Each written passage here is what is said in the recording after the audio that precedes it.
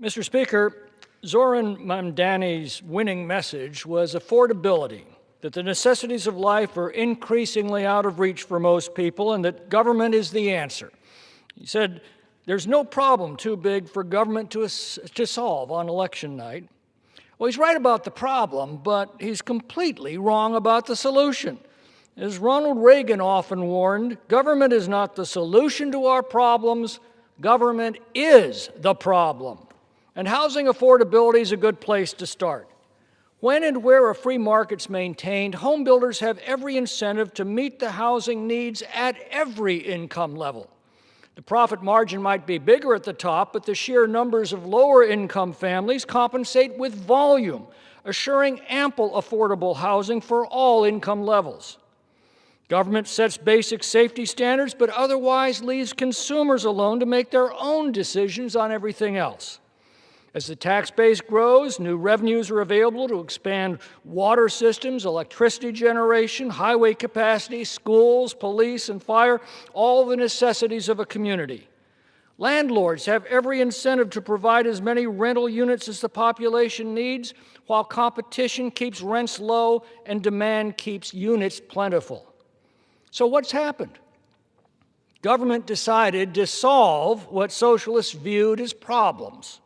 To solve suburban sprawl, the socialists began imposing severe limits and costly fees on construction permits. Builders could no longer profit from building vast numbers of affordable homes, so they focused their limited permits on the pricier models. To solve climate change, the socialists mandated outrageously expensive add-ons like solar panels and hermetically sealed windows. To solve their environmental angst, they required pointless studies that were endlessly time-consuming and outrageously costly, along with back-breakingly outrageous environmental fees, adding many tens of thousands of dollars to the costs that were all passed on to helpless homebuyers. As these solutions drove up the price of housing, the socialists began offering subsidies to lower-income earners who'd been priced out of the market by the socialists' own policies. As taxpayer dollars flooded into the already constricted market, prices and rents rose still further. As socialists solved the rental problem by freezing rents, landlords stopped building new units or maintaining existing ones. When anything is scarce, it's expensive. When it's plentiful, it's cheap. Socialists have made housing scarce and therefore expensive. Nowhere can this be seen more clearly than comparing the socialist utopia of California with the free state of Texas. Last year, more housing permits were granted in the Houston and Dallas metropolitan areas than in all of Gavin Newsom's California. The median price of a home in Texas is $345,000. In California, it's $900,000. Or take health care. Americans once paid for their own health care. They could choose among policies offered by hundreds of competing providers for the one that best met their needs and circumstances. Most opted for inexpensive catastrophic plans for accidents and illnesses that could have bankrupted them, while paying for routine care out of pocket. Competition for their business kept prices low and quality high. But socialists objected to leaving the poor to an extensive network of charities. They solved our health care inequalities with highly subsidized and mandated coverage that leaves consumers powerless to choose their own best options, while severing the connection between the patient and the payer.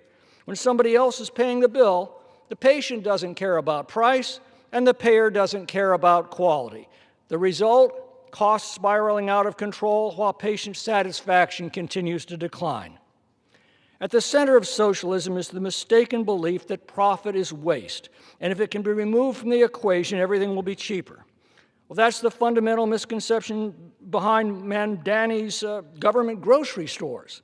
But profit is not waste.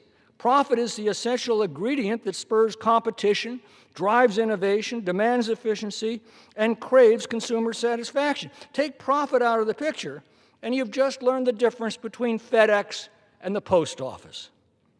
Consumer electronics has steadily declined in cost while quality has steadily improved, precisely because the socialists have not yet decided to solve this market.